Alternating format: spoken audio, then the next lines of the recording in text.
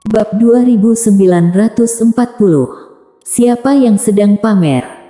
Bukan karena raksasa kuno bukan tidak boleh muncul di luar, tetapi seperti yang dikatakan Usmatian, jika raksasa kuno muncul di luar, semuanya harus menekan tingkatan alamnya. Terlebih lagi, segala sesuatu tidak boleh berbuat terlalu kejam. Bagaimanapun, ada banyak batasan. Namun, Mile tidak akan dibatasi. Apalagi raksasa kuno hanya berada di alam mengetahui Tao, sedangkan Mile sudah berada di alam tiada jalan. Jika raksasa kuno harus menekan tingkatan alamnya untuk bertarung dengan Mile, untuk apa lagi bertarung? Semakin Usmatian memikirkannya, kulit kepalanya semakin mati rasa. Tuan Muda Ye benar-benar tak terkalahkan.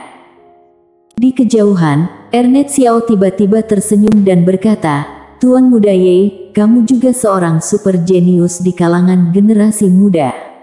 Rasanya agak tidak rasional jika kami begitu banyak orang menindasmu.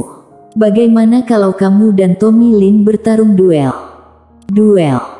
Mile memandang Tommy Lin, "Aku dan dia."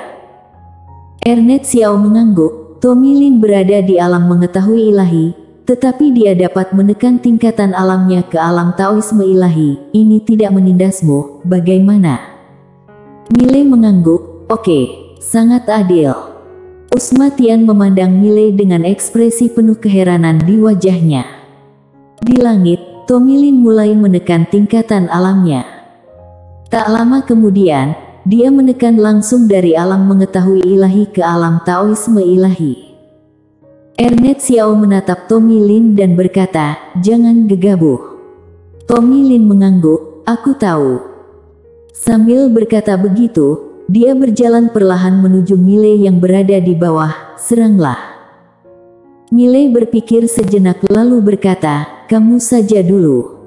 Tommy Lin tersenyum dan berkata, "Mengapa?"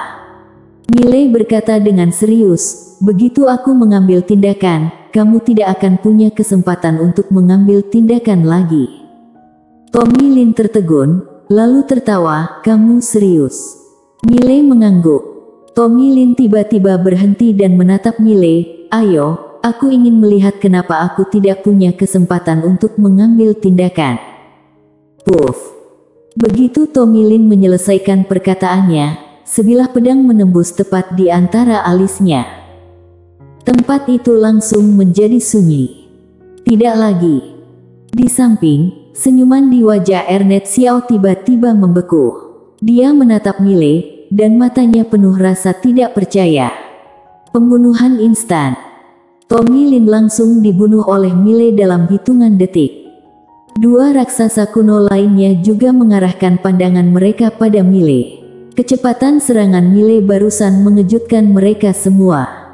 Pedang yang sangat cepat. Di samping, Anggia melirik Mile dengan kilatan kegembiraan di matanya. Mile semakin tidak sederhana, dia akan merasa semakin bahagia. Di sisi lain, Tommy Lin juga memasang wajah penuh keheranan. Dia tidak menyangka bahwa dirinya bahkan tidak bisa mengambil pedang dari Mile. Jari emasnya bahkan belum digunakan. Kali ini, Mile tiba-tiba menatap Ernest Xiao, "Masih mau duel lagi?" Ernest Xiao menatap Mile, "Kamu menyembunyikan tingkatan alammu." Mile tersenyum dan berkata, "Aku tidak pernah mengatakan bahwa aku adalah alam Taoisme ilahi." Ernest Xiao berkata dengan suara dalam, "Setidaknya kamu alam mengetahui ilahi." Mile mengangguk, "Ya, aku alam mengetahui ilahi." Tidak tahu malu.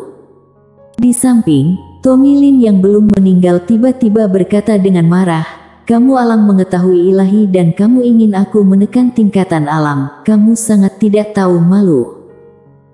Mile berkata dengan serius, "Aku tidak pernah meminta kamu untuk menekan tingkatan alam kamu sendiri yang ingin menekan tingkatan alam.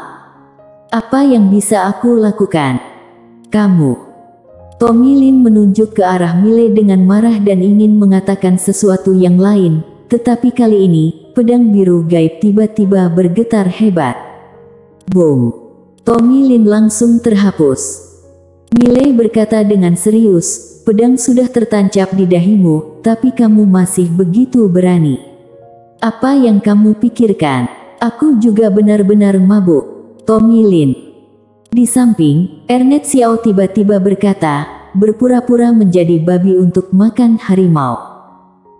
Miley memandang Ernest Xiao, aku baru saja melihat matamu selalu tertuju pada pena kebenaran agung. Kenapa kamu menginginkan pena kebenaran agung ini? Ernest Xiao terkekeh, aku tidak tertarik dengan pena palsu. Miley memandang Ernest Xiao, palsu. Ernest Xiao menatap Miley, itu hanya pena palsu. Miley tersenyum, oke. Sambil berbicara, dia melirik kedua raksasa kuno lainnya, kalian tidak bisa membedakan ini asli atau palsu. Mendengar ini, wajah kedua tetua itu menjadi sedikit serius. Tentu saja mereka bisa melihatnya. Pena itu pasti asli. Namun, mereka sudah bergabung dalam aliansi galaksi. Miley tersenyum dan berkata, sebenarnya aku bosan dengan rutinitas membunuh orang jika pihak lawan membangkang. Serius, menurutku itu tidak baik. Lagi pula, aku seorang sarjana dan seorang sarjana harus berperilaku seperti seorang sarjana. Jadi, aku ingin berbicara beberapa kebenaran dengan kalian. Sambil berbicara, dia mengangkat pena kebenaran agung di tangannya. Pena ini ada di tanganku.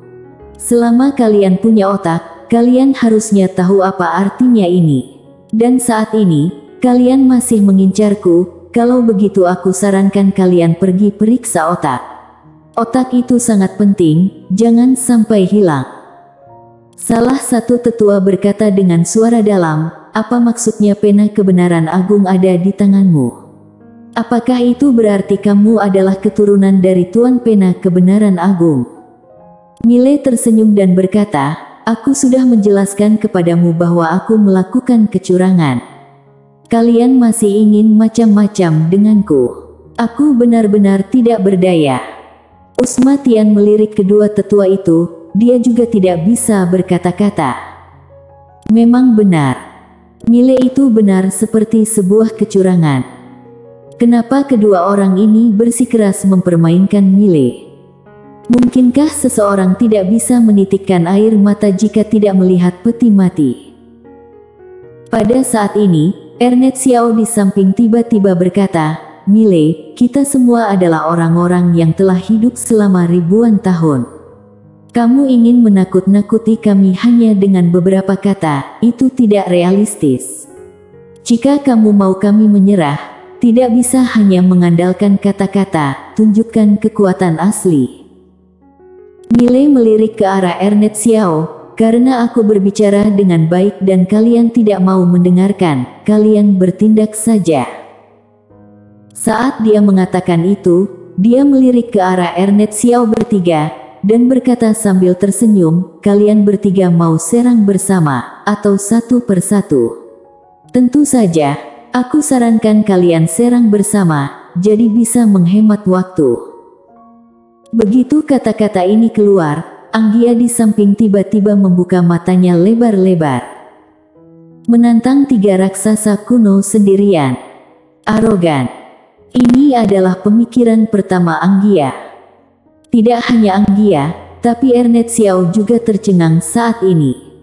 Karena mereka tidak menyangka Miley akan menantang mereka. Mereka semua adalah raksasa kuno, walaupun tidak bisa menunjukkan seluruh kekuatannya, tapi mereka tetaplah raksasa kuno dan mereka pasti tidak bisa dibandingkan dengan manusia biasa. Hanya Usma Tian yang terlihat tenang di arena. Karena hanya dia yang mengetahui kekuatan Miley yang sebenarnya, apakah Miley sombong? Tidak, sama sekali tidak sombong. Dengan kekuatan Miley saat ini, raksasa kuno benar-benar tidak ada apa-apanya di hadapan dia. Saat ini, Ernest Xiao tiba-tiba tersenyum dan berkata, kamu ingin kita bertiga serang bersama? Miley mengangguk. Ernest Xiao tersenyum dan berkata, sangat menarik. Miley tiba-tiba menghilang di tempat. Puff. Sinar cahaya pedang melintas di lapangan. Di kejauhan, mata Ernest Xiao tiba-tiba menyusut dan saat berikutnya, ekspresinya berubah drastis. Dia merasakan bahaya. Saat Milei menghunus pedangnya, semua rasa jijiknya lenyap dalam sekejap. Saat ini, dia tidak mempedulikan aturan dan ketertiban. Dia memutar tangan kanannya dan mendorong ke depan. Boom!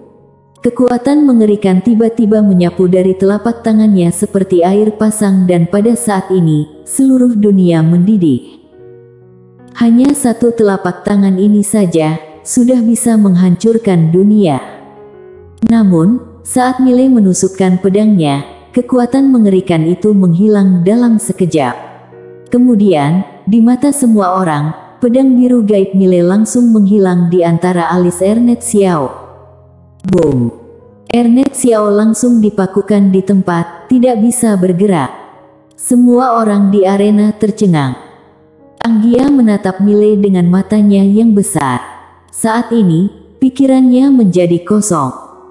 Bahkan raksasa kuno tidak dapat menangkap pedang Milei. Di sisi lain, dua raksasa kuno juga seperti tersambar petir saat ini, langsung membatu di tempat. Ernest Xiao adalah raksasa kuno. Bahkan tidak bisa menangkap pedang Milei. Ini sangat tidak nyata. Ernest Xiao memandang Milei dengan kaget, "Kamu?" Milei tersenyum dan berkata, "Semoga perjalananmu menyenangkan." Setelah mengatakan itu, dia hendak mengambil tindakan, tetapi kali ini, Ernest Xiao dengan cepat berkata, "Tunggu sebentar."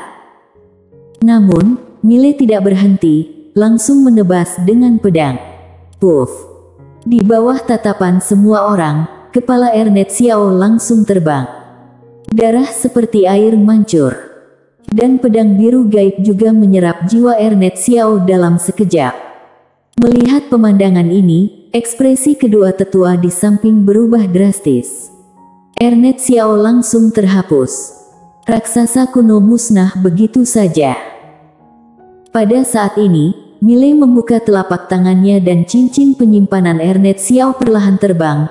Dia melirik ke arah cincin penyimpanan di tangannya, kemudian mengangkat sudut mulut. Dia menoleh melihat dua tetua di samping. Melihat Milei, ekspresi kedua tetua itu berubah drastis. Salah satu tetua dengan cepat berkata, "Tuan Muda Ye, kami berdua datang hari ini tanpa niat buruk." Milei memandang mereka berdua, "Kamu bilang tidak ada niat buruk, berarti tidak ada niat jahat." Wajah tetua itu langsung pucat dan pada saat itu, Usmatian di samping tiba-tiba berkata, "Kenapa diam saja? Cepat menyerah.